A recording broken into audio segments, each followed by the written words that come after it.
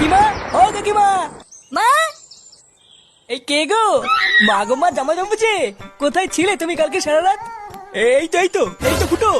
এই মালটাই তো সকাল বলে আমার কাছ থেকে 10 টাকা নিয়ে হ্যান্ডেল মেরে গেল। তুই সারা গ্রামে টাকা নিয়ে হ্যান্ডেল মেরে বেড়াচ্ছিস?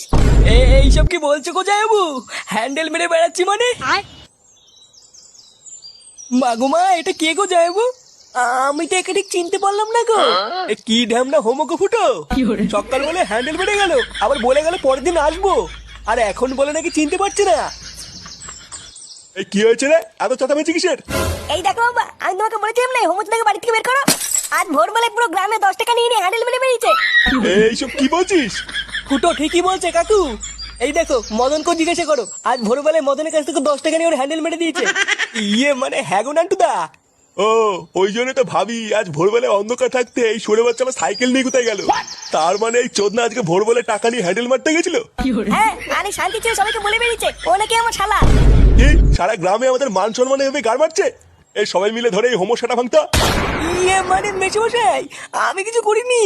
কিছু করিসনি লেউড়ি? বাঞ্চো রাস্তার এমন সেটা ভাঙবো তুই আর কোনোদিন এই বাড়িতে আসবি না। কি হলো কি বলা, মার চোদ নাকে। জামাইবাবু,